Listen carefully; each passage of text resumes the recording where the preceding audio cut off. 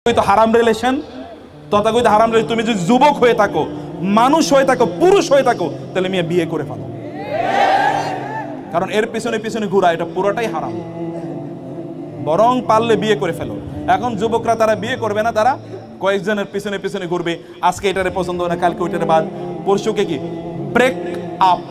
এখন তো আবার ব্রেকআপও সেলিব্রেশন হয় না? Breakup celebration, breakup celebration. ওয়েস্টে তো শুরু হয়েছে ডিভোর্সকে সেলিব্রেট করা। ডিভোর্সই এখন তিনি এটাকে সেলিব্রেট করতেছেন।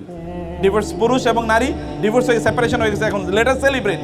মনে হচ্ছে এতদিন এটা তারা একটা বন্ধনের মধ্যে ছিল বা একটা শেকড়ের মধ্যে তারা আবদ্ধ ছিল, এরকম এক ধরনের আইডিয়া। এমন পরিবারগুলোকে ধ্বংস করে দেওয়ার জন্য এরকম কোনো জিনিস তাদের মধ্যে, দিনের মধ্যে যেন আমরা কোনো অবস্থা না থাকতে পারি, এটা হচ্ছে তাদের কাজ। এটা এই ইস্যুটি নিয়ে তারা আমাদেরকে দিন থেকে বিচ্যুত করার জন্য তারা বিভিন্ন ধরনের চক্রান্ত বা ষড়যন্ত্র চালাচ্ছে। যেটা বলছিলাম যে এখানে ইসলামের বিভিন্ন জিনিসগুলো তারা যেন এগুলো কোনোটাই দিনের মধ্যে যেন না আসে, এগুলোকে নিয়ে তারা, বা এগুলোকে দিনের ফান্ডামেন্টাল যে জিনিসগুলো এগুলো যেন না করতে পারে, তাদের এজেন্ডা। আপনার শরীরকে যন্ত্রণা দেয়া এটা ওদের কাছে ইবাদত। আরেক জায়গায় অন্তরকে, নফসকে যন্ত্রণা দেয়, এটা একটা ইবাদত। নফসকে যন্ত্রণা দেয়, অন্যদের নফসকে আপনি যন্ত্রণা দেবেন, যত কষ্ট দিতে পারেন তত আপনার ইবাদত। যেমন ওদেরকে বলেছি এটা করে। আর ইহুদিদের বিষয় যেন তাদের পক্ষে এটা থাকে। যাই হোক, আমি যেটা বলছিলাম যে ইসলাম এর জায়গায় একটা মডারেশনের জায়গায় এসে ইসলাম বলছে যে আপনি আপনার আত্মাকে যেমনিভাবে রক্ষা করবেন, শরীর রক্ষা করবেন। রাসূলুল্লাহ সাল্লাল্লাহু আলাইহি ওয়াসাল্লাম একজন সাহাবীর কাছে গেলেন, তার হচ্ছে আব্দুল্লাহ ইবনে আমর ইবনে আস, মাত্র বিয়ে করছে গত রাতে। রাসূল সাল্লাল্লাহু আলাইহি ওয়াসাল্লাম কত স্মার্ট ম্যান, ইয়াং ছেলে বিয়ে করছে, রাতটা কেমন গেল তিনি জিজ্ঞেস করতে গেছেন। আমার কাছে অবাক লাগে কিভাবে একজন মানুষ কালোত্তীর্ণ হয়। 1500 বছর পরেও তিনি 1500 বছর আগে যতটা রেলেভেন্ট ছিলেন তার চেয়ে অনেক বেশি রেলেভেন্ট হয়ে গেছেন, আরো বেশি প্রাসঙ্গিক। গিয়ে জিজ্ঞেস করলেন, ইয়াং ম্যান কই? কয় তিনি তো নাই। তার স্ত্রী জিজ্ঞেস করলেন, কি অবস্থা বলো, কালকে রাত কেমন কাটছে? বলে, ইয়া রাসূলুল্লাহ খুব ভালো। কেমন তোমার স্বামীর কি অবস্থা বলো? বলে, রাসূলুল্লাহ খুবই ভালো, সে তো সারা রাত শুধু ইবাদত করছে, আর কিচ্ছু কয় নেই। আর কিছু বলে, আর কিছু বলার দরকার আছে নাকি?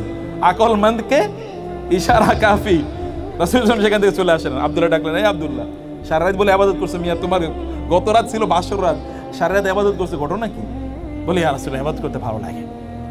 তিনি তাকে ডেকে বলেন, আব্দুল্লাহ তোমার শরীরের উপর তোমার হক আছে, তোমার চোখের উপর তোমার হক আছে, তোমার চোখ তোমার উপর হক রয়েছে, তোমার বডির হক আছে তোমার উপর, তোমার স্ত্রীর হক আছে তোমার হক তোমার উপর, এবং তোমার রবের হক আছে তোমার উপর। ফাআতি কুল্লাযী হাক্কিন হাক্কাহু, প্রত্যেকের তার হকটা বুঝিয়ে দাও, এটাই হলো ইসলাম।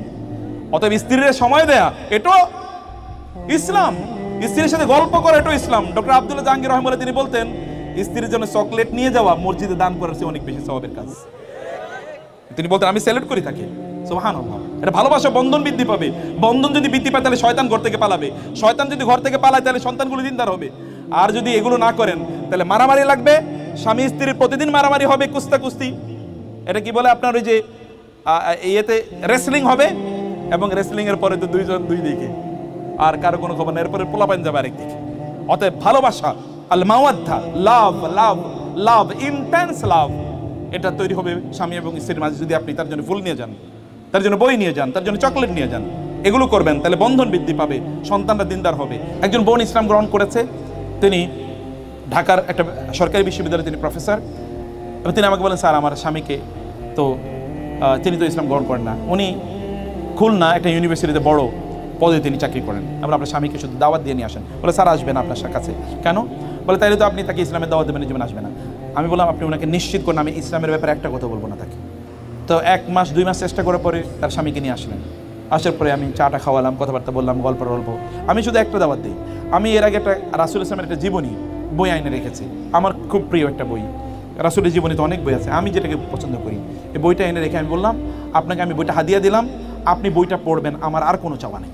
আপনি তো অনেকের জীবনী পড়েছেন, জীবনে উনি তো মুহাম্মদ সাল্লাল্লাহু আলাইহি ওয়াসাল্লাম তো পৃথিবীর সকল বড় বড় জ্ঞানী বিজ্ঞানীদের কাছে গ্রেট অথবা গ্রেটেস্ট, তাদের কথাই, আমি অমুসলিমদের কথা বলছি।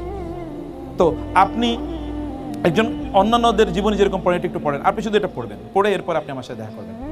2 মাস পরে ওই ভদ্রলোক এসে বলে, স্যার আমি মুসলমান হব, শুধু রাসূলের জীবনী পড়েছে।